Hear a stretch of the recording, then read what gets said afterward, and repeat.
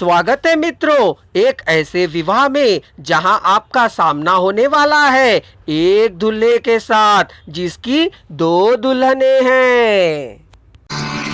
चिंता मत करो, सब कुछ ठीक हो जाएगा। क्या संभलना या संभालना उतना आसान है? तो क्या कहते हो, बताऊंगा, सुनो।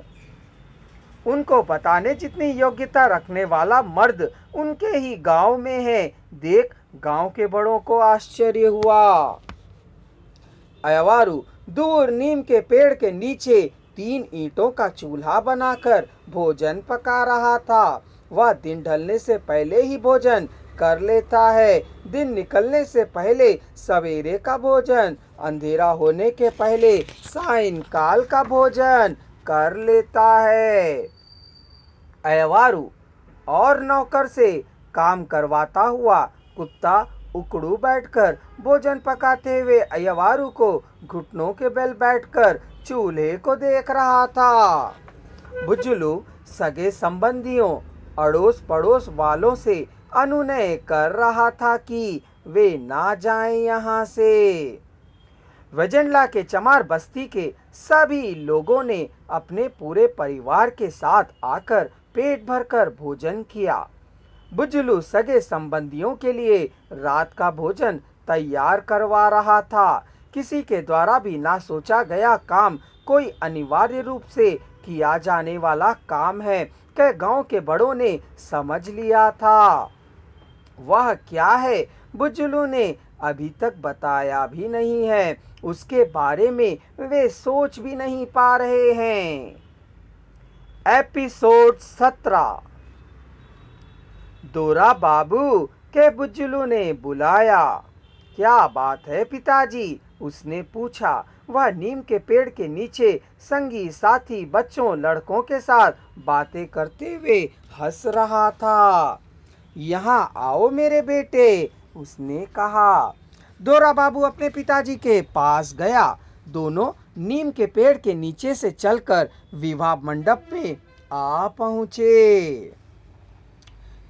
वहाँ निवाड़ के पलंग पर नई चादर बिछाई गई थी। उस पर बुज्जी मुव्वा बैठी हुई थी।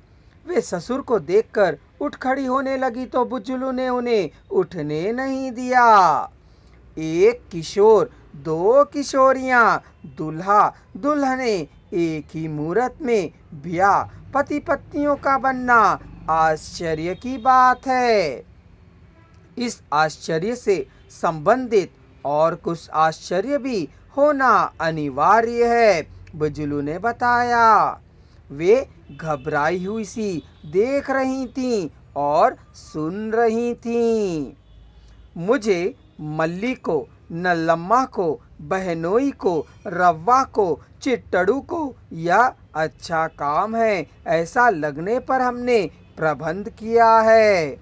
तुम लोगों ने भी हमारे काम को समझकर या ना समझकर, हमारे काम में अड़ंगा ना लगाकर मान लिया है और पति पत्नियां बने हैं हमारे लिए या तुम लोगों के लिए। तुम लोगों ने हमारी बातें सुनी हैं।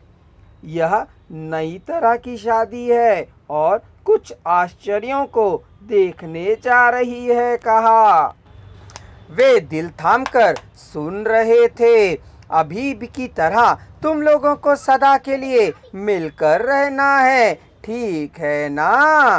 कह पूछा। ठीक है, तीनों ने एक स्वर में कहा। तुम तीनों एक ही जगह रहो, अलग अलग दूर दूर मत रहो। जो कोई भी कुछ बताए तुम तीनों को सुनना होगा, लेकिन तुम लोगों को एक ही बात पर बने रहना है। तुम लोगों को एक ही राह पर चलना है। तुम लोगों की चाल व्यवहार अब से एक ही होना चाहिए, मानते हो ना? चलिए अब चैनल को सब्सक्राइब कर लीजिए और पूरी शादी का आनंद लीजिए।